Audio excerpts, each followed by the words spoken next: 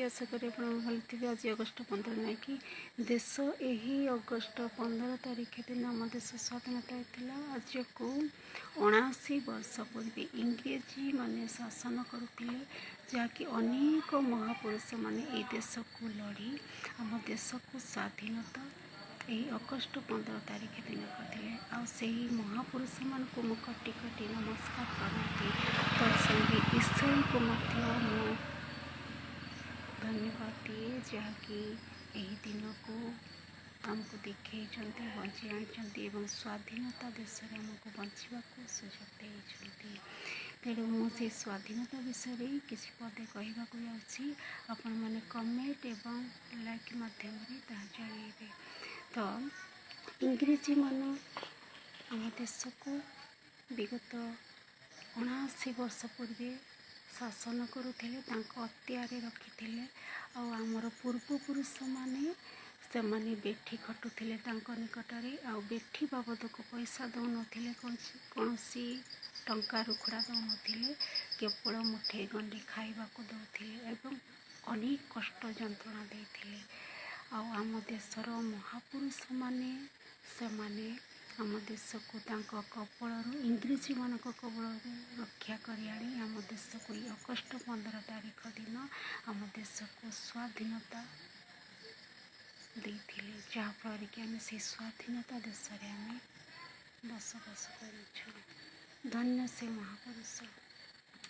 तो आज आम अनेक स्कूल कॉलेज कोर्ट कचेरी माध्यम यही दिन को अति चिरस्मरण रूपे पालन करुवे। तेणु आम्भे माने ये देश पालुचु आपण मैंने अनेक खुशी अच्छा दिन को अगस्ट 15 को सेलिब्रेट करने। तो बाइबल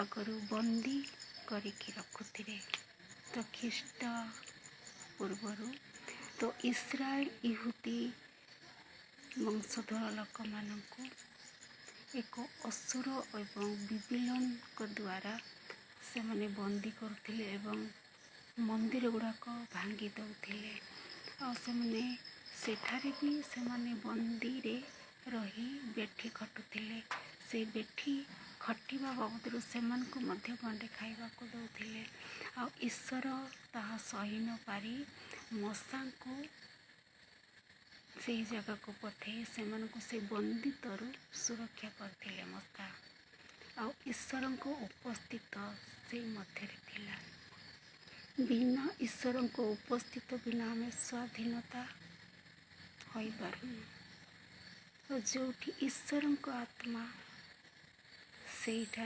उपस्थित अच्छी से ही स्वाधीनता और देश में ईश्वर आत्मा उपस्थित अच्छी जहाँफल कि आम स्वाधीनता रूप में अच्छु आम देश अनेक तल को चलीगला आम देश समस्त जिनिस विदेश को हाथ पतेवा पड़ोसी आम विदेशर शिक्षा क्षेत्र में हो कि बिजनेस क्षेत्र में हो आम देश को विक्रय कर दिया। तो देश बहुत पछई जाऊँगी जहाँफल कि अन्य ठारे भिक्षा मांगा पड़ुसी। तो आम जदि एकता है ये देश को बचाई तेबे आम रखिपर।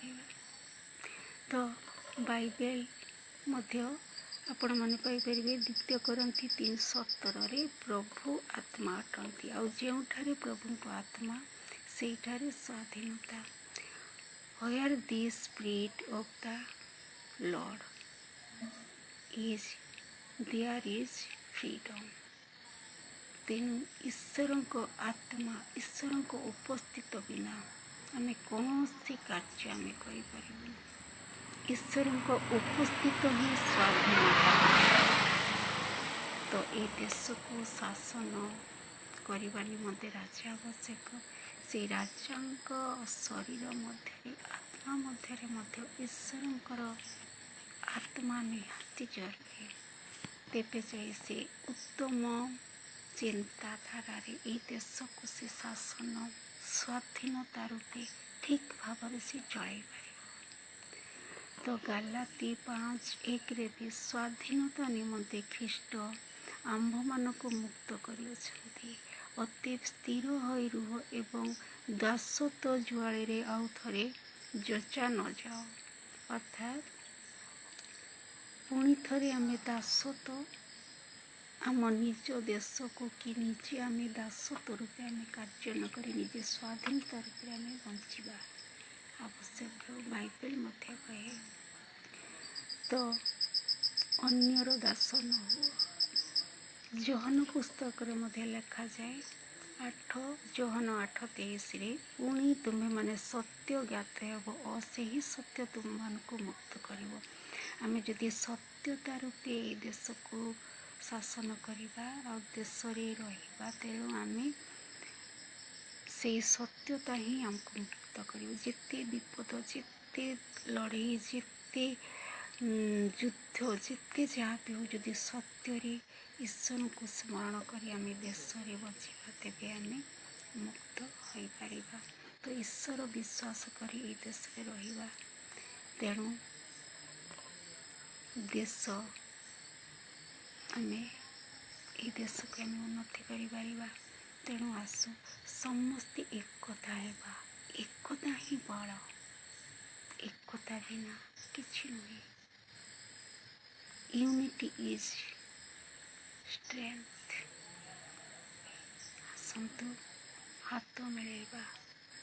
କୌଣସି ଜାତି ପ୍ରଥା ଭେଦଭାବ ନ କରି ଏକ ମନ, ଏକ ପ୍ରାଣ, ଏକ ଆତ୍ମା ହୋଇ ଆମେ ଏହି ଦେଶରେ ବଞ୍ଚିବା ଏବଂ ସ୍ୱାଧୀନତା ଭାବରେ ଆମେ ଚଳିବା। ଅନ୍ୟ ଦେଶକୁ ଆମେ ହାତ ପାତିବାନି। ଆମେ ଦେଖେଇଦେବା ଅନ୍ୟ ଦେଶଠାରୁ ଆମ ଦେଶ ବି ଅନେକ ଉଚ୍ଚରେ, ଅନେକ ଆଗରେ ଅଛି। ତେଣୁ ଆସନ୍ତୁ ଏକତା ହିଁ ଆମର ସବୁ କିଛି। Unity is strength. ରହିଲି।